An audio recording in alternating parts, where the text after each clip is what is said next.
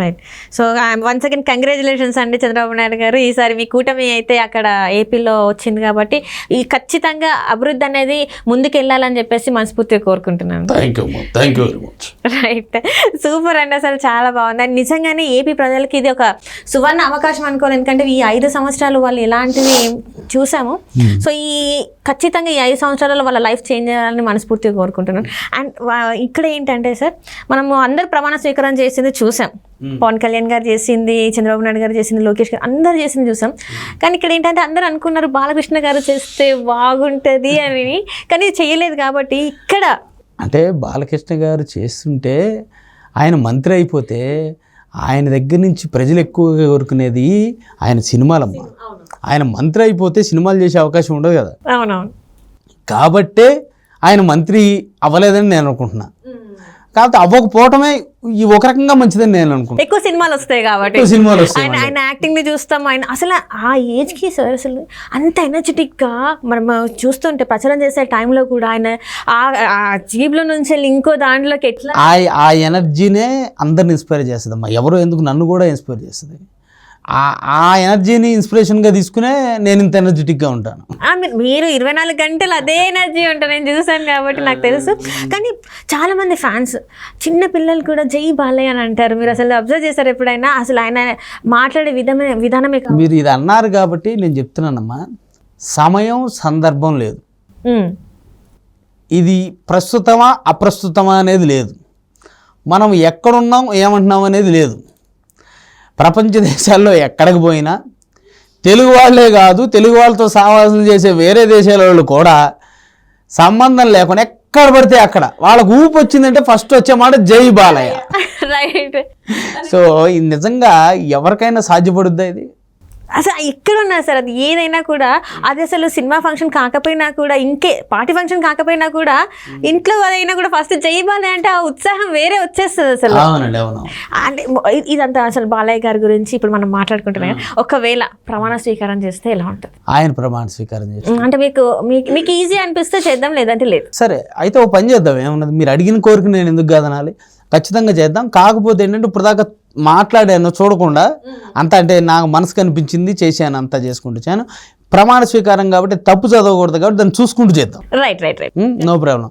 సరదాగా బాలకృష్ణ గారు మంత్రిగా ప్రమాణం చేశారు, చూద్దాం ఆయన ఎట్లా చేస్తారు.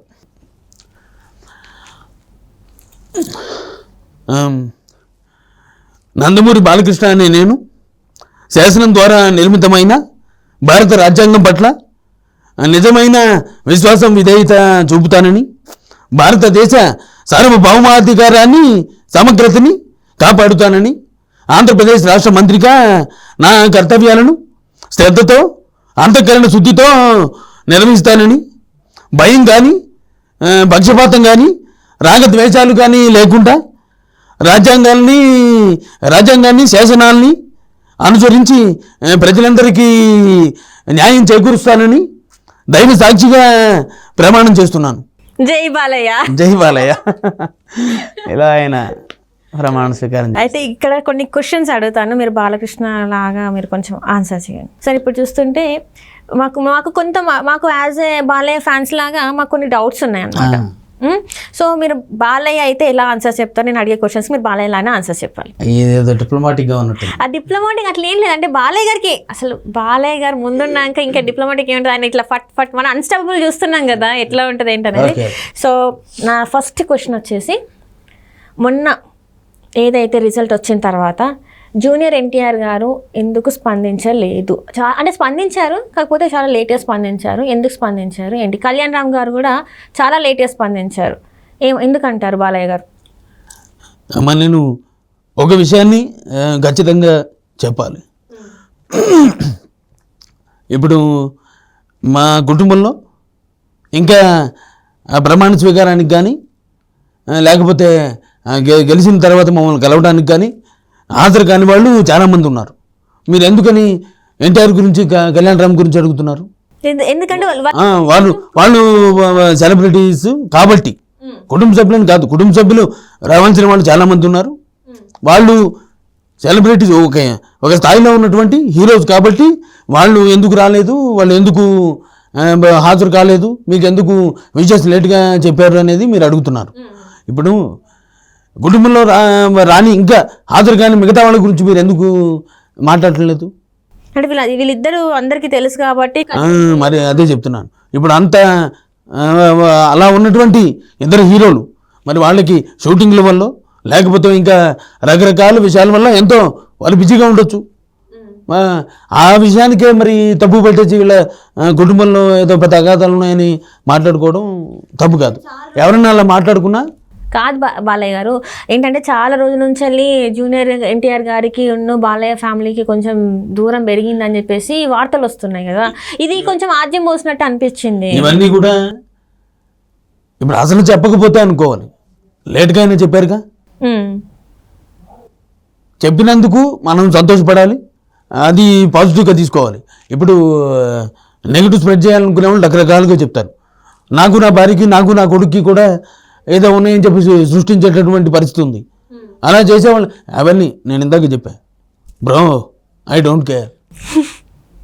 Right right super sir, super. అది నిజంగా బాలకృష్ణ గారు ఎలా అయితే చెప్తారో అలానే చెప్పేశారు. రైట్. ఇప్పుడు చూసుకుంటే ఇప్పటి వరకు మీరు మేల్ వాయిస్ ఓవర్స్ చాలా చేశారు. ఫిమేల్గా ఏమన్నా చేశారా సార్? ఫిమేల్ వాయిస్ ఓవర్స్ అంటే ఫిమేల్ మిమిక్రీ ఆర్టిస్ట్. ఫిమేల్ ఇదివరకు చేసేవాడినమ్మా, ఇప్పుడు చేస్తున్నాను కానీ కొంచెం ఏదో వైఎస్ షర్మిల గారని, లక్ష్మీపార్వతి గారని. అంటే ఇప్పుడు మీరు ఎవరెవరు? లక్ష్మీపార్వతి గారిది చేశారు, ఇంకెవరిది చేశారు సార్? ఇంతకుముందు చేసేవాడిని. ఇక ప్రజెంట్ అంటే లక్ష్మీపార్వతి గారిది, తర్వాత మన షర్మిల గారిది, వీళ్ళు ఇంతవరకే చేస్తున్నాను. అది కూడా ఎవరన్నా అడిగితే. సో మీరు ఇప్పుడు అయితే లక్ష్మీపార్వతి గారిది చేస్తున్నారు. ఆమె కూడా అంటే కొంత జగన్కి సపోర్ట్ చేసినట్టు తను మాట్లాడడం జరిగింది. సో మరి ఎలా అంటారు? ఒకసారి మాట్లాడితే చూద్దాం. నిజంగా ఈరోజు చాలా సంతోషంగా ఉందమ్మా సిరి, నిన్ను చూస్తుంటే మనసు ఉప్పొంగుతూ ఉంది. ఈరోజు ఓడిపోయామన్న బాధ కంటే కూడా బాలయ్య బాబు అఖండమైనటువంటి మెజారిటీతో గెలిచినందుకు చాలా సంతోషంగా ఉందమ్మా. స్వామివారు ఈరోజు నుండుంటే నిజంగా చాలా సంతోషించేవారమ్మా. కూటమైనా కూడా మంచి మెజారిటీ వచ్చినందుకు నిజంగా సంతోషంగా ఉంది. మేమందరం ఓడిపోయినందుకు బాధగా ఉంది తల్లి. ఇట్లా. Right right right sir. Sir ఎప్పుడైనా రేవంత్ రెడ్డి గారిది ట్రై చేశారా మరి మీరు? రేవంత్ రెడ్డి గారిది అంటే ఆయన సీఎం అయ్యారు, ఇప్పుడు ఆయన వాయిస్ నేర్చుకోవాల్సిన అవసరం ఉంది. ఆయన సరదాగా ఆయన మాట్లాడితే మొన్న ఎవరో అడిగారు, మీకు సీఎం అయ్యే అర్హత ఉందనుకుంటారా, చేయగలుగుతారా అని చెప్పని అడిగారు. అప్పుడు ఆయన ఒక సమాధానం చెప్పారు, ఇవాళ సీఎం అవ్వాలంటే అన్ని పనులు మనకు తెలిసి ఉండాల్సినటువంటి అవసరం లేదండి సార్. నేను ఒక్కటే ముచ్చట చెప్పదలుచుకున్నా, అదేంటంటే ఇల్లు కట్టాలంటే ఇల్లు కట్టడం మొత్తం మనకు రావాల్సిన అవసరం లేదు. సిమెంట్ పని చేసేటోడిని, హమాలి పని చేసేటోడిని, టైల్స్ వేసేటోడిని, పెయింట్ వేసేటోడిని అందరిని ఒక దగ్గర తీసుకొచ్చి నేను గుత్తేదారు పని చేస్తాను, అందరి చేత అన్నీ చేయిస్తాను, పూర్తిగా ఇల్లు కట్టిస్తాను. అదైతే నాకు వచ్చు. కాబట్టి అందరిని తీసుకుని రాష్ట్రాన్ని ఎలా పాలించాలనేది నేనైతే చేయగలుగుతా. ఎవరెవరో చెప్తారో గాడిద గుడ్డు మాటలు చెప్తారు, అవన్నీ ఎట్లా అమ్మా నమ్ముతారు? ఈ విధంగా ఆయన వాయిస్ తీసుకోవాలి. Right sir. సో అంటే ఇదంతా చూస్తే సార్ యాజ్ ఎ మిమిక్రీ ఆర్టిస్ట్గా మీకు అంటే మీరు హ్యాపీగా ఉన్నారా, లేకపోతే అరే ఇది కాదు ఇంకైనా చేస్తుంటే బాగుండు అని చెప్పేసి ఎప్పుడైనా అనిపించిందా? నాకైతే ఎప్పుడు అనిపించలేదమ్మా అట్లా. ఎందుకంటే దీంతో నేను హ్యాపీగానే ఉన్నాను చాలా వరకు. అంటే మొత్తం ఫ్యామిలీ మీరంతా హ్యాపీగానే ఉన్నారు. అయితే ఇప్పుడు ఇక్కడ ఏంటంటే సార్, యాక్చువల్గా డబ్బింగ్ ఆర్టిస్టులకి మిమిక్రీ ఆర్టిస్టులకి అసలు తేడా ఏంటి సార్? అంటే మిమిక్రీ డబ్బింగ్ చెప్పినా కూడా డబ్బింగ్ ఆర్టిస్ట్ కిందకే వస్తారు యాక్చువల్గా. ఇప్పుడు ఫర్ సపోజ్ ఒక యాక్టర్ ఉన్నాడమ్మా, ఇప్పుడు నేనే తీసుకోండి, నేను రాజీవ్ కనకాల గారికి ఆయన బిజీగా ఉండి చెప్పలేని పరిస్థితుల్లో 2 సినిమాలకు నేనే వాయిస్ ఇచ్చాను, ఆయన వాయిసే ఇచ్చా, మిమిక్రీ డబ్బింగే చెప్పా. అలా చెప్పడం వల్ల డబ్బింగ్ ఆర్టిస్ట్ కాదని కాదు, అది కూడా డబ్బింగే, ఆయనకి నేను డబ్ చెప్పడం అనమాట. సో అయితే ఏంటంటే ఇక్కడ ఇప్పుడు ఒక విలన్ ఉన్నారు, సపోజ్ ఎవరో ముఖేష్ ఋషి గారు ఉన్నారు. ముఖేష్ ఋషి గారు వచ్చి తెలుగులో మాట్లాడితే ఆయన వాయిస్ విలన్కి అంత ఇదిగా లేదు, లేకపోతే ఆయన తెలుగు సరిగ్గా మాట్లాడలేకపోతున్నారన్న పక్షంలో ఇంకొకరిని ఎవరినో తీసుకొచ్చి ఆయనకి మంచి బేస్ వాయిస్తో, మంచి ట్రబుల్ ఉన్న వాయిస్తో డబ్బింగ్ చెప్పిస్తారు. అంటే ఒక మంచి వాయిస్ని అతనికి ఇవ్వడం వేరు, ఒక మిమిక్రీ వాయిస్ని అదే యాక్టర్కి చెప్పడం వేరు. 2 వేరు అయినా కూడా 2 డబ్బింగ్ కిందకే వస్తాయి. అయితే ఈ వాయిస్ ఓవర్ చెప్పడం అంటే కథనం నడుస్తున్నప్పుడు ఆ కథనాన్ని వివరిస్తూ ఆ నేపథ్యాన్ని చెప్పుకుంటూ రావడం, లేకపోతే ఒక ఆర్టిస్ట్కి ఎవరైనా ఒక ఆర్టిస్ట్కి ఏదైనా ఒక గొంతు ఇవ్వడం, లేకపోతే ఏదైనా ఒక ఆర్టిస్ట్కి అతని వాయిస్నే వేరే అతను ఇమిటేట్ చేసి చెప్పడం, ఇవన్నీ కూడా డబ్బింగ్ కింద పరిగణలోకి వస్తాయి. సో నేను ఎక్కువగా మిమిక్రీ డబ్బింగ్స్ చెప్తూ ఉంటానమ్మా, మామూలు డబ్బింగ్స్ కంటే కూడా. మామూలు డబ్బింగ్స్ చెప్పింది నేను చాలా తక్కువ, మిమిక్రీ డబ్బింగ్స్ మాత్రం చాలామందికి చెప్పాను, డిఫరెంట్ యాక్టర్స్కి చెప్పాను.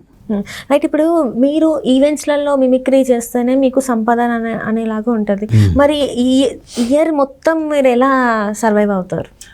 అంటే అదేనమ్మా, ఇప్పుడు మీరు చూసుకున్నట్టయితే 2 తెలుగు రాష్ట్రాల్లో కొన్ని వేల మంది, లక్షల మంది ఈవెంట్ మేనేజర్లు ఉన్నారు. ఆ ఈవెంట్ మేనేజర్లలో వాళ్ళ రిక్వైర్మెంట్ వచ్చినప్పుడు అయితే మ్యాక్సిమం మేము తెలిసే ఉంటాం, లేకపోతే ఒకరి నుంచి ఒకళ్ళు, వాళ్ళ దగ్గర ఒకళ్ళ నెంబర్ లేకపోతే నెంబర్ పట్టుకుంటారు, వాళ్ళు పట్టుకుని మాకు పిలుస్తారు. అలాగే ఇప్పుడు డైరెక్ట్ కాంటాక్ట్ ఉన్నారు, మీకు ఏదైనా అవసరం ఉంది, ఒక ప్రోగ్రామ్ కావాలి దేంట్లోనో మీ ఇంట్లో ఫంక్షన్కి, నన్ను పిలువరా, సో అట్లా పిలుస్తారు. అట్లా సో ఇంతమందికి తెలిసి ఇన్నాళ్ళుగా దీంట్లో ఉన్నాం కాబట్టి ఆపర్చునిటీస్కి కొదవేం లేదమ్మా, ఉంటాయి ఖచ్చితంగా. ఇప్పటి వరకు అయితే మీకు చేతి నిండా పని ఉందని? పని ఎప్పుడు ఉంటుందమ్మా, పని లేకుండా ఉండదు, చాలా బిజీ ఉంటారు అనమాట. అంటే ఇప్పుడు ఒకవేళ ఫంక్షన్స్ కొన్ని ఉంటాయి కదా, ఆషాఢ మాసం అలాంటి టైంలో, మరి ఆ టైంలో ఎలా అంటారు? అంటే ఇక్కడ ఒకటమ్మా, ఇప్పుడు ఆషాఢ మాసం ఉంది, ఆషాఢ మాసంలో బర్త్డే లాగవు, ఓకే, లేదా ఆషాఢ మాసంలో కార్పొరేట్ ప్రోగ్రామ్స్ ఆగవు. ఇట్లా దాన్ని ఏమంటారు, ముహూర్తాలతో సంబంధం లేనటువంటి ప్రోగ్రామ్స్ కూడా మస్తు జరుగుతూ ఉంటాయి, చాలా అవుతూ ఉంటాయి. కాబట్టి ఇటువంటి ప్రోగ్రామ్స్ ఉంటాయి. చెప్పాను కదా, డబ్బింగ్ చెప్తూనే ఉంటామా, మూవీ ఆర్టిస్ట్